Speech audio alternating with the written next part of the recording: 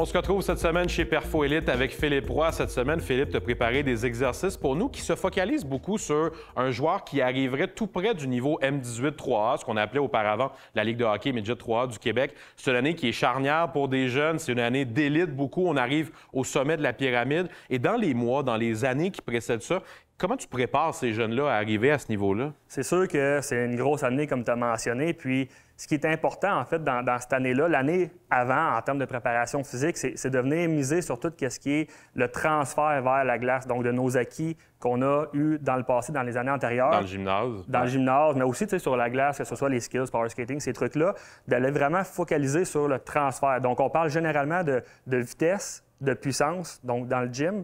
Mais pour faire tout ça, bien, il faut que tu aies des bases, il faut que tu aies des fondations athlétiques que tu as acquis dans le passé.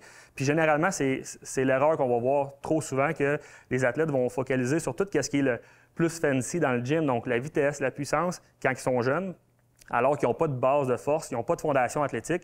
Puis c'est ce qui va permettre de faire le transfert. Donc on parle généralement de capacité à générer ta force rapidement.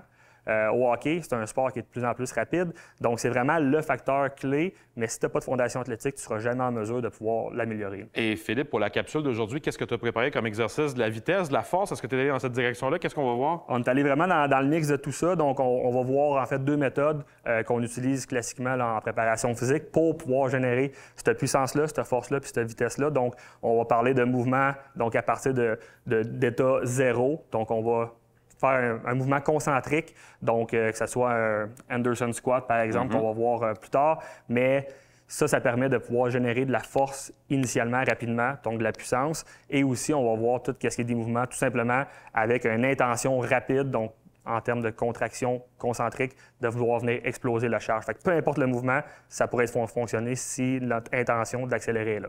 On va aller voir ça dans le gymnase. Merci, Philippe.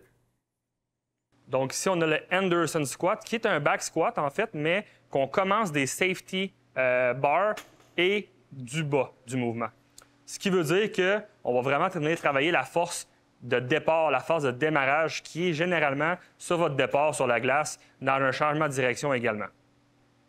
Donc, super important de venir contracter les abdominaux, la ceinture abdominale super, super fort pour être sûr et certain qu'on n'a pas de blessures qui surviennent, puis qu'on puisse développer le plus de puissance possible dans nos jambes et qu'on ne force pas avec notre bas du dos ou avec d'autres muscles.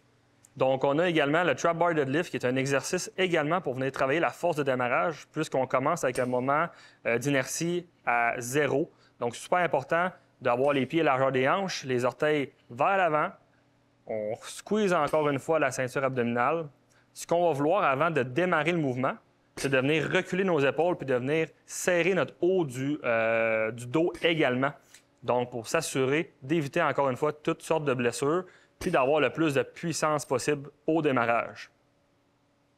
Alors, on vient de voir des exercices, Philippe, que tu as réalisés avec Darick Louis-Jean, qui sera d'ailleurs notre modèle tout au long de la saison. C'est un joueur de l'organisation du Moose du Manitoba avec lequel tu travailles. Je veux revenir un peu avec toi sur cette année-là qui est spéciale lorsqu'on arrive au niveau M18 3A. Toi, comme préparateur physique, tu as un rôle avec ces jeunes-là parce qu'il y a beaucoup de changements dans cette année-là pour eux. Oui, bien, tu sais, cette année-là, en fait, les athlètes vont généralement être dans leur puberté ou ils vont commencer leur puberté. Donc, il y a plusieurs fenêtres biologiques qui vont s'ouvrir. Puis, c'est important de ne pas négliger, en fait, cette fenêtre-là, parce que c'est là qu'on va aller chercher beaucoup, beaucoup de gains.